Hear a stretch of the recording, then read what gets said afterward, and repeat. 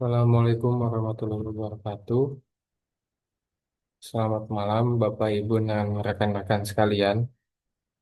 Pada kesempatan kali ini, saya akan memaparkan materi dengan judul Dampak Diskriminasi Pemberian Gaji dan Remunerasi Terhadap Tingginya Labor Turnover.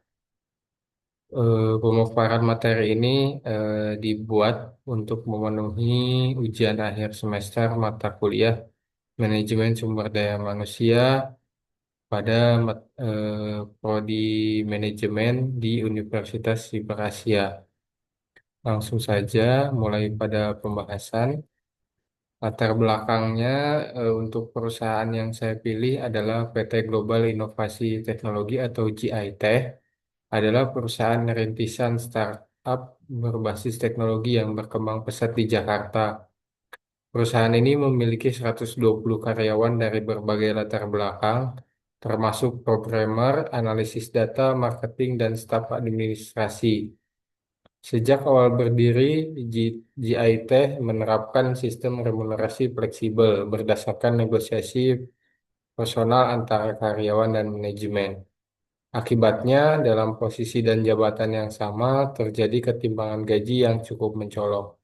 Sebagai contoh, dua orang data analis dengan pengalaman kerja dan kinerja yang serupa bisa mendapatkan gaji berbeda hingga 30%. Diskriminasi tidak hanya terjadi berdasarkan hasil negosiasi, tetapi juga karena kedekatan personal dengan manajer atau latar belakang pendidikan tertentu. Dalam waktu 1 tahun, tingkat turnover atau pergantian karyawan meningkat drastis hingga 35%, terutama dari divisi IT dan R&D yang merasa tidak dihargai secara adil. Permasalahan utamanya yaitu ketimpangan gaji yang mencolok antar karyawan dengan jabatan dan kinerja serupa. Yang kedua, rasa ketidakadilan dan demotivasi yang muncul di antara karyawan. Yang ketiga, meningkatnya angka resign atau turnover, terutama dari karyawan berkinerja tinggi. Yang terakhir, kehilangan talenta penting dan meningkatnya biaya rekrutmen serta pelatihan karyawan baru.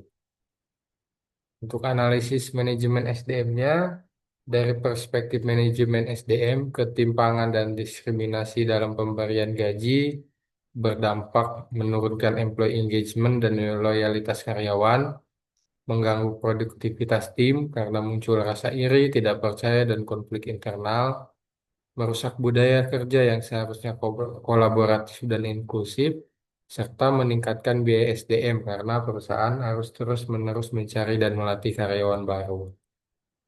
Solusi yang saya usulkan, yang pertama, audit gaji, remunerasi internal untuk mengidentifikasi ketimpangan yang tidak berdasar.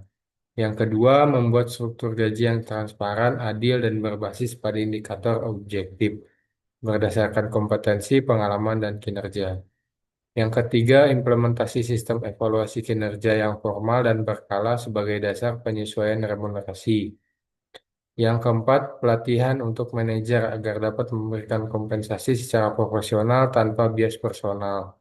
Serta yang terakhir, komunikasi terbuka dan kebijakan HR yang adil agar karyawan merasa dilibatkan dan dihargai. Kesimpulannya, ketimpangan dalam pemberian gaji yang tidak didasarkan pada kinerja atau keadilan fungsional dapat menimbulkan efek jangka panjang yang merugikan organisasi, seperti kehilangan talenta penting dan turunnya produktivitas. Oleh karena itu, diperlukan pendekatan manajemen SDM yang adil, transparan, dan berbasis merit untuk menjaga keberlangsungan dan stabilitas SDM dalam organisasi. Sekian pemaparan materi dari saya. Mohon maaf apabila ada kekurangan. Terima kasih atas waktunya. Assalamualaikum warahmatullahi wabarakatuh.